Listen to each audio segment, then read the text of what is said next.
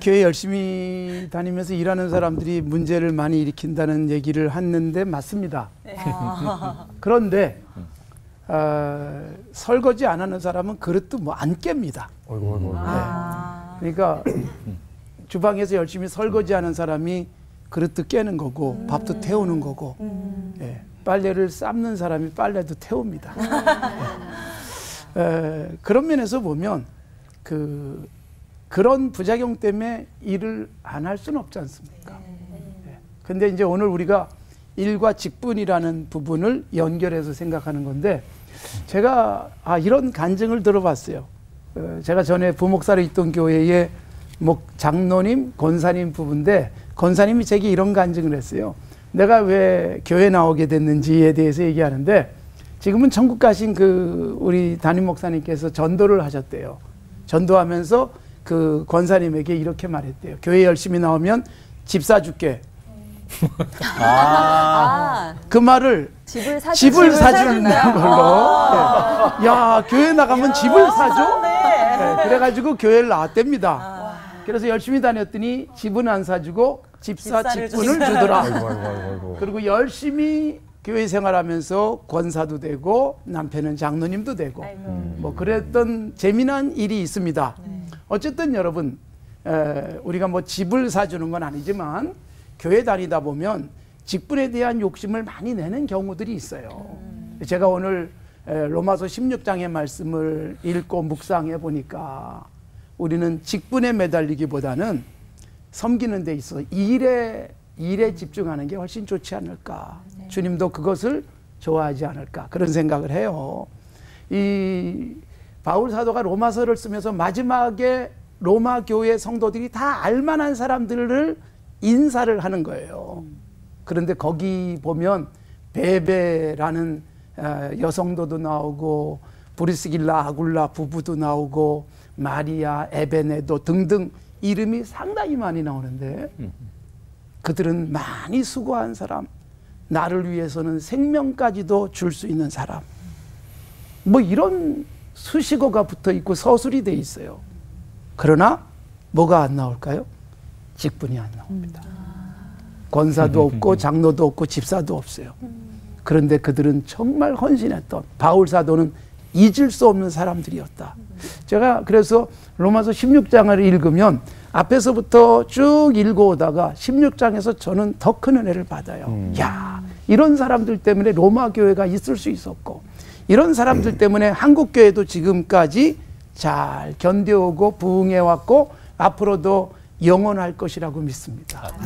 교회에서 이렇게 사람들에게 이름은 나지 않았고요. 그리고 직분도 잘 없는데 그런데 헌신하는 사람들, 일을 하는 사람이죠. 자리를 맡으려고 하는 게 아니라. 제가 산정인교회 와가지고 정말 감동적인 장로님 한 분을 뵀습니다. 그 장로님은 이미 천국 가셨는데 이분은 우리 교회가 평양에 있을 때부터 그 교회를 섬기셨던 분이에요.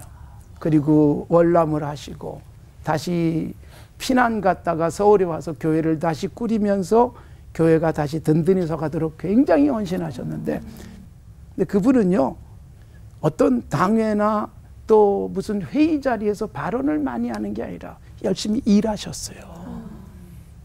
그분이 교회 앞에서 이렇게 일하고 있으면 그 사람들이 와가지고 뭐 장로님이다 이렇게 생각을 안 해요. 교회 사찰 집사 정도 될까? 뭐 이렇게 생각할 만큼 일만 하시는 분이었습니다. 그분이 천국 가시고 그분의 부인 되시는 권사님도 천국 가시고 이제 평양에서 오신 분들이 다 떠나시고 후손들이 남았는데 그런 아버지의 모습, 어머니의 모습을 본 자녀들이 또 얼마나 헌신하는지 몰라요.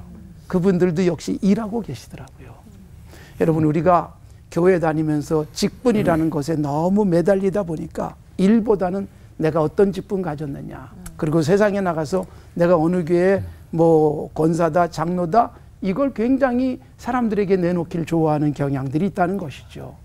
우리들이 정말로 중요한 것은 로마서 16장에 나오는 사람들은 직분을 전혀 갖지 않았습니다. 그러나 바울 사도로는 잊을 수 없는 야 나를 위해서는 목숨도 내놓을 수 있는 사람이다 라고 느낄 만큼 헌신했다는 거죠.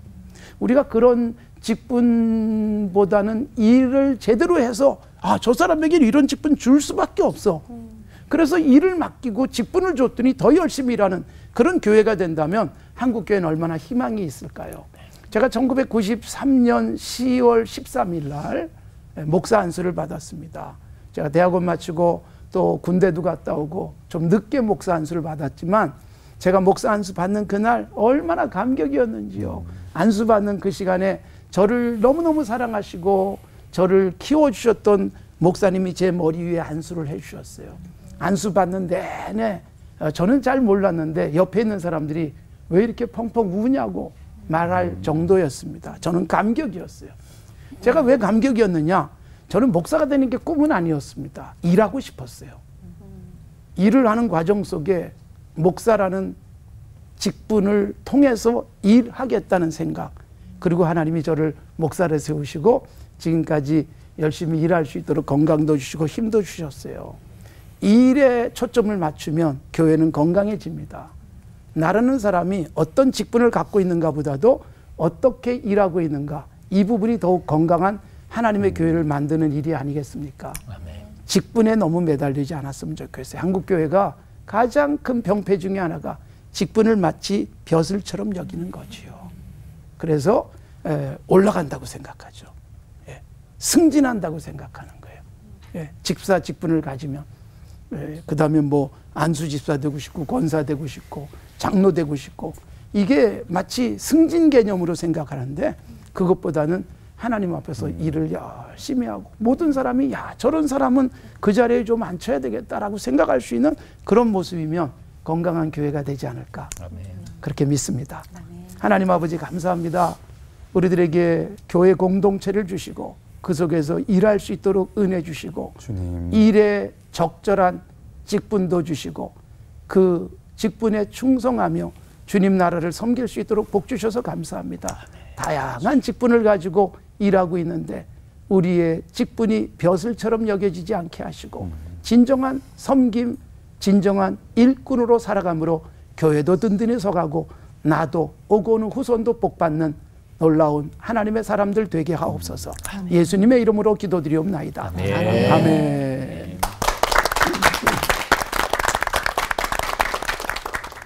여러분, 오늘 우리가 직분에 대해서 생각해 보고 있는데요. 좀 직분에 대한 여러 가지 실제적인 거 보기 전에 그거의 바탕이 되는 것을 말씀을 찾아보기 원합니다. 에베소 4장은 바울이 이제 여러 가지 교리를 얘기한 다음에 실제적으로 교회가 어떻게 되는지에 대한 얘기를 하고 있습니다. 그런데 1절부터 6절을 보면 하나됨에 대한 강조가 굉장히 많이 나와요. 그래서 한 하나님, 한 성령 뭐 이런 식으로 해서 하나라는 단어를 7번이나 강조를 했습니다. 그런데 우리가 오늘 본문으로 삼고 있는 7절부터 보면은 갑자기 하나됨과는 완전히 대조되게 다양성에 대해서 이야기를 합니다.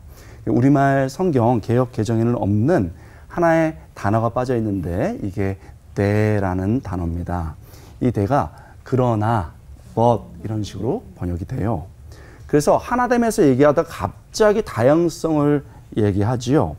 그래서 세번역 성경은 이렇게 번역했습니다. 7절이지요. 세번역 성경 7절입니다. 그러나 하나님께서는 우리 각 사람에게 그리스도께서 나누어 주시는 선물의 분량에 따라서 은혜를 주셨습니다. 이렇게 얘기했습니다. 한 예술인을 제가 전도하려고 하는데 이분 굉장히 탁월하신 분이었어요.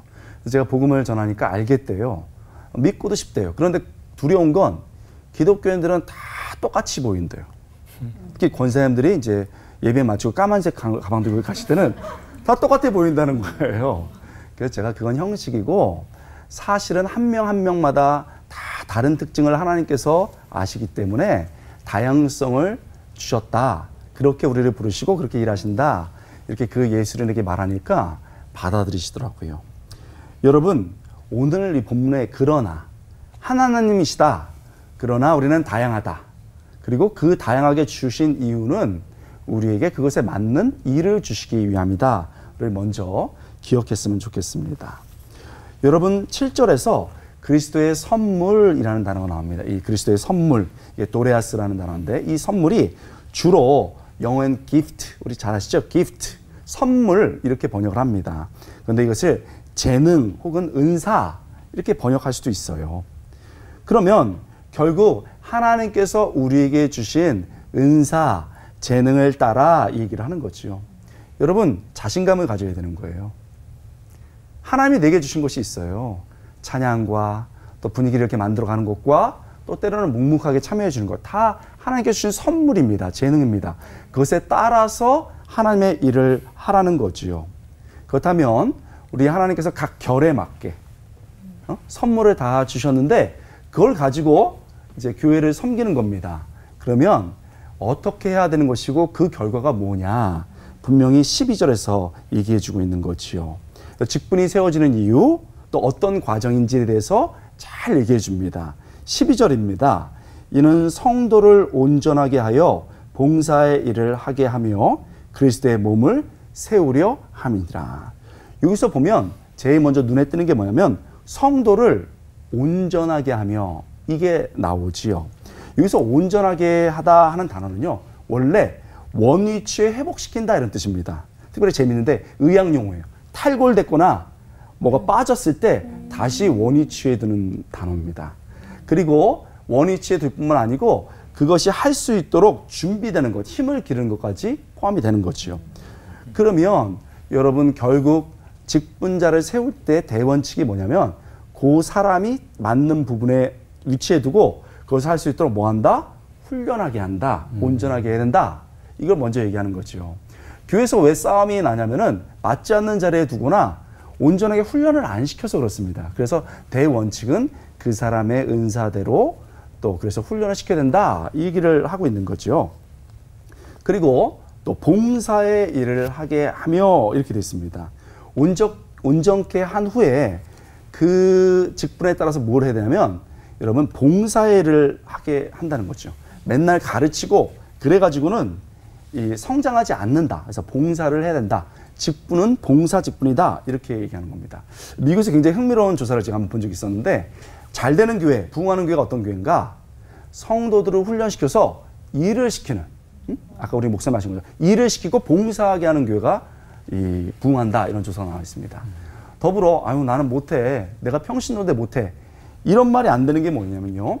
고 오카른 목사님이 뭐라고 말씀하셨냐면 교회 안에 99% 이상의 평신도가 있다. 불행하게도 많은 교회에서 평신도가 잠을 자고 있다. 엄청난 저력을 가진 거인이 힘을 쓰지 못하고 있는 것이다. 평신도들의 성경적 관점을 재발견하고 그들을 깨워야 된다. 그들이 뛰게 한다. 사회 대부분, 교회뿐만 아니고 평신도의 힘이 이렇게 중요하다는 거죠. 어떤 목사님은 평신도를 깨우면 무서워진다. 이런 얘기도 하세요. 그건 아니지요.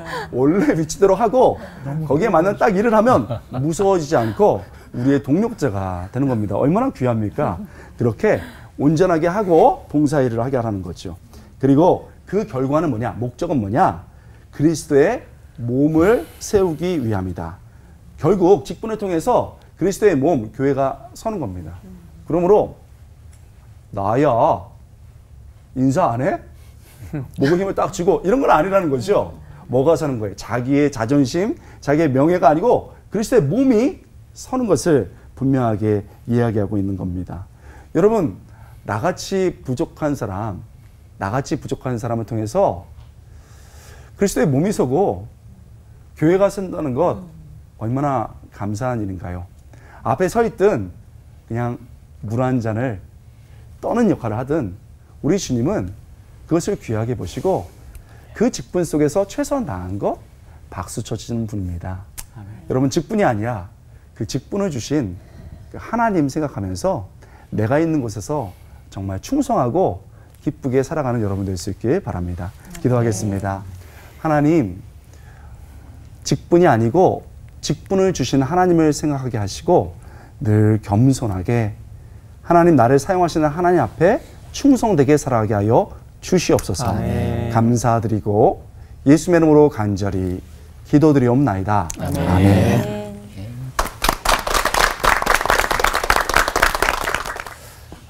유대인들이 메시아로 오신 예수님을 왜 십자가에 못 박았을까? 이유는 간단하죠. 이사야 53장에 종으로 섬기러 오신 메시아, 그 예언의 말씀처럼 섬기러 오신 예수 그리스도 마음에 안 드니까 그를 십자가에 못 박아버린 거죠.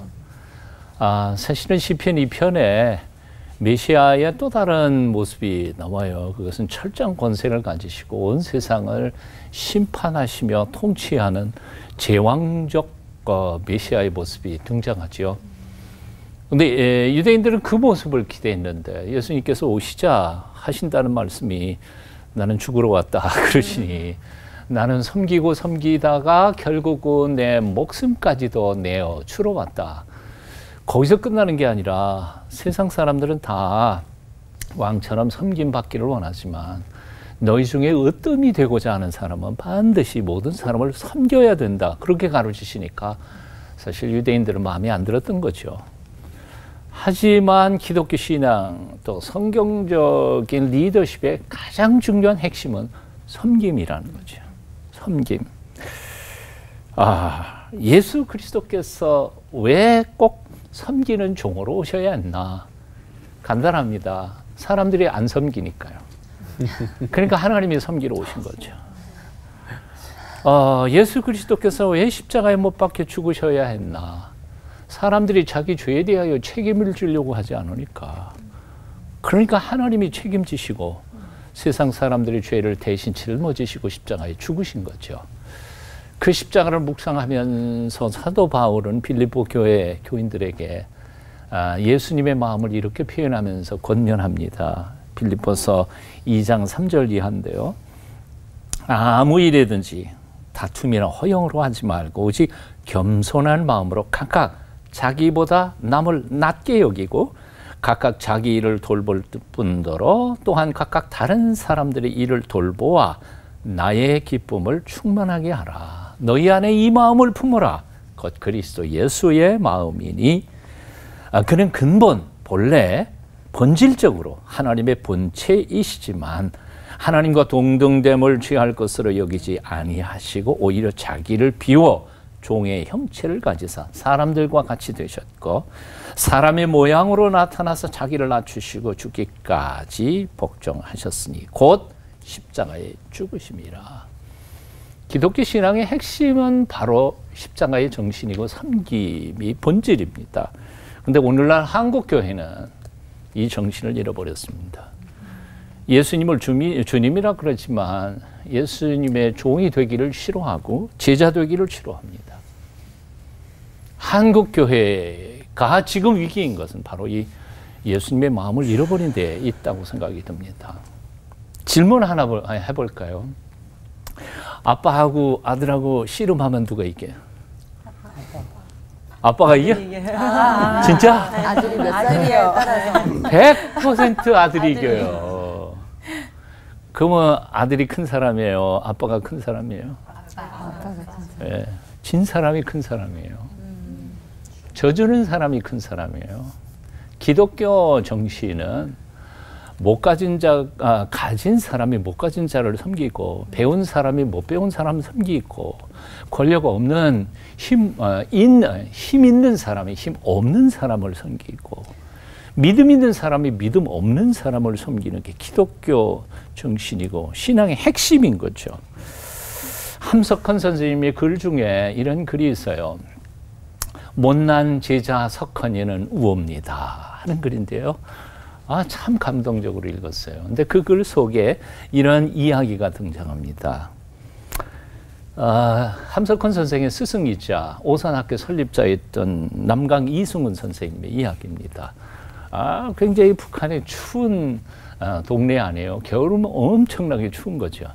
근데 예전에는 화장실이 아니죠. 변소죠. 그 북한의 추운 겨울에 변소에 이 변들이 이렇게 쌓여가는 거죠. 이렇게 누런 게 쌓여가면 이거 아무도 치우지 않으니까 치울 생각을 못 하니까 가가지고 살짝 피해가지고 폭격을 하고는 싹 도망가고 폭격을 하고 이게 엉덩이까지 찌를 때까지 이렇게 올라오는 거예요. 근데 치우는 사람 아무도 없으니까 부다 못한 남강 이승훈 선생님이 그걸 치우러 도끼를 들고 들어가신 거예요. 딱 쪽에다가 그 누런 조각들이 입속으로 들어가요. 그래서 그 유명한 남강 이승훈 선생의 똥 먹은 이야기. 이걸 함석헌 선생이 자기 글 속에서 쓰면서 감동하는 거예요.